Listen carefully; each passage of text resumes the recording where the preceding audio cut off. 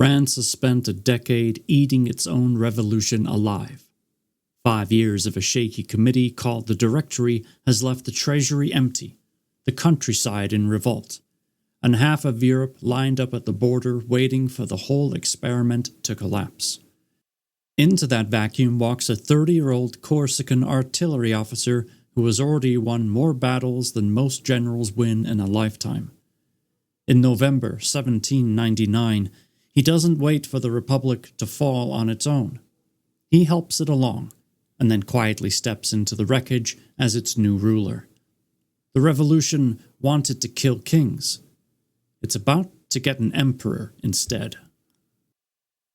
The coup itself is almost embarrassingly clumsy. Napoleon Bonaparte and his allies storm the legislature, soldiers scatter the delegates, and by the end of the day, the Directory is dissolved and a new government called the Consulate takes its place. On paper, there are 3 consuls sharing power equally. In practice, there's first Consul Bonaparte, and then 2 men who exist mostly to be outvoted. He moves fast. Within months, he's negotiated a truce with the Church that had been at war with the Revolution for a decade, restoring Catholic worship in France while keeping the state firmly in charge of it. He commissions a single, unified legal code, the Napoleonic Code, that scraps the patchwork of feudal law across France and replaces it with one clear set of rules: equality before the law, protection of property, and religious tolerance. Whatever comes next, this document will outlive him by centuries and get copied by half of Europe. By 1804, the man who once championed a republic without kings crowns himself Emperor of the French, taking the crown from the Pope's hands and placing it on his own head to make the point unmistakable. This power comes from him, not from Rome. The revolution didn't end the age of monarchy. It just produced a monarch of its own making. Napoleon's rise makes the rest of Europe nervous, and nervous monarchs from coalitions. Britain, Austria, and Russia join forces for a 3rd time to put him back in his place. It goes badly for them almost immediately.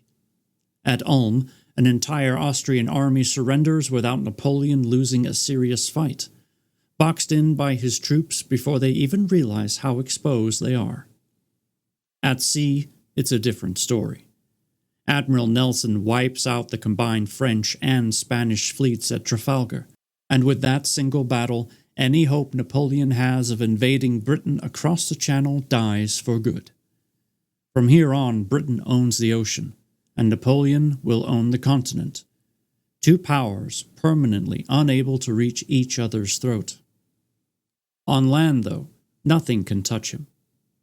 As Austerlitz, on the anniversary of his own coronation, Napoleon lures a combined Austrian and Russian army onto ground he's already chosen, feigns weakness on one flank, and then crushes them the moment they take the bait. It's such a complete, one-sided victory that it earns its own nickname, the Battle of the 3 Emperors. Austria drops out of the war within weeks. Napoleon has just proven that owning the sea and owning the land are not the same kind of power, and right now, land is winning. Prussia, watching all of this from the sidelines, decides it's time to test the new emperor for itself, and gets an answer even faster than Austria did.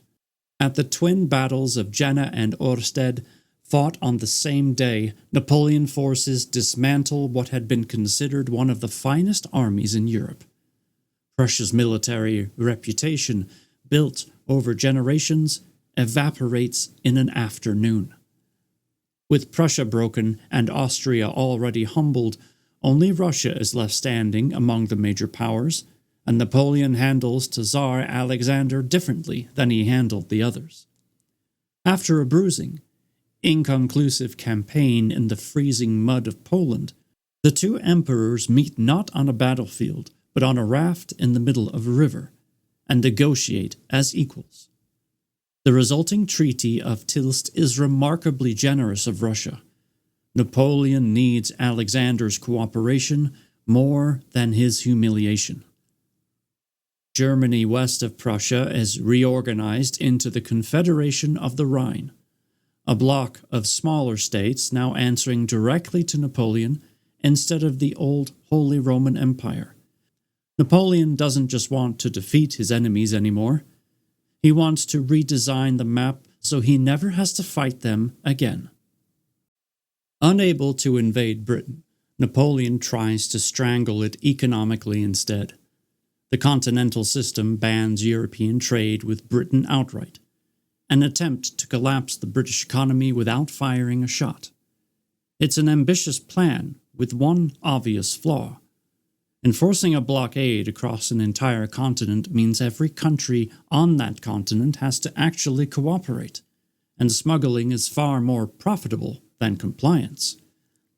Portugal refuses to close its ports, so Napoleon invades to force the issue, and while he's at it, decides to replace the Spanish king with his own brother. Spaniards do not appreciate having their monarchy handed to a foreigner as an afterthought, and the result is a vicious guerrilla war that ties down hundreds of thousands of French troops for years, bleeding resources Napoleon can't easily replace. A British expeditionary force under a general named Arthur Wellesley, soon to be known as Wellington, lands to back the resistance, and slowly, painfully, starts pushing the French back out to the peninsula.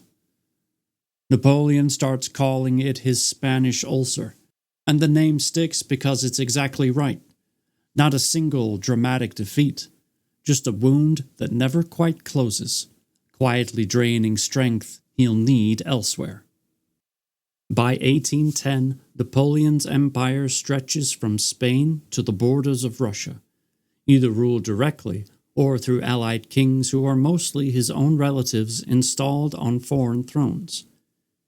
He divorces his first wife, who hasn't given him an heir, and marries an Austrian archduchess instead. The same Habsburg dynasty he spent a decade defeating on the battlefield, now bound to him by marriage. A son is born the following year, and for a moment it looks like the new imperial dynasty might actually be secure. But an empire this size is held together mostly by fear and momentum, and both are wearing thin.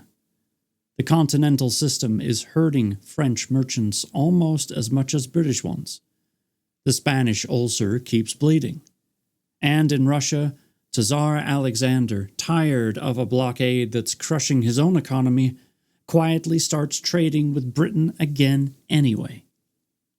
Napoleon has broken every coalition sent against him so far. The next one hasn't even formed yet, and it's about to come from the one direction he never expected to need an army large enough to conquer. In the summer of 1812, Napoleon crosses into Russia with the largest army Europe has ever seen assembled in one place. Over 400,000 men, drawn from nearly every nation currently under his control. He expects the usual pattern: force a decisive battle, win it, dictate terms. The Russians refuse to give him one. Instead, they retreat again and again, burning crops and villages behind them, trading land for time and letting distance do the damage a battle never could. By the time the armies finally clash at Borodino, it's the single bloodiest day of the entire Napoleonic era, and it changes almost nothing. Napoleon holds the field, but the Russian army simply withdraws intact and keeps retreating. He marches into Moscow, expecting the Tsar to negotiate. Instead, he finds the city largely abandoned and burning, set alight by its own retreating defenders rather than left intact for the invader. With no surrender coming and winter closing in, Napoleon has no choice but to turn back. The retreat from Moscow becomes one of history's great catastrophes. Cold, starvation, and constant harassment from Russian forces cut his army down to a fraction of what marched in. He leaves Russia with barely a tenth of the force he brought. The myth of his invincibility doesn't survive the winter either. Word that Napoleon can be beaten spreads fast, and this time the old enemies don't wait to be picked off one at a time. Russia, Prussia, Austria, and Britain finally coordinate properly instead of fighting separately. At Leipzig, in what becomes known as the Battle of Nations, the largest battle Europe has ever seen, brings together armies from across the continent, and for the first time, Napoleon is simply outnumbered on a scale even his tactical skill can't overcome. Defeated, he retreats into France itself, and even manages a few sharp tactical victories defending his own soil. But it's not enough to stop 4 separate armies converging on Paris at once. With his own marshals refusing to keep fighting a war they can see is already lost, Napoleon abdicates. The victors don't execute him. They exile him to the small island of Elba off the Italian coast, and hand France back to a restored Bourbon king as if the last 15 years never happened. It's meant to be the end of the story. Napoleon has other plans. Barely a year later, bored on Elba and hearing that the restored French monarchy is deeply unpopular, Napoleon simply sails back to France with a handful of loyal soldiers. The king sends troops to arrest him. Instead, regiment after regiment defects to their old emperor the moment they see him, and Napoleon walks back into Paris without firing a single shot. The coalition that just spent 15 years fighting him declares him an outlaw before he's even finished reorganizing his government. He knows he has one chance: strike fast before Britain, Prussia, Austria, and Russia can fully mobilize together again. He moves into Belgium to hit the British and Prussian armies separately before they can combine into a single overwhelming force. The same strategy that's worked for him a dozen times before. It almost works, and then it doesn't.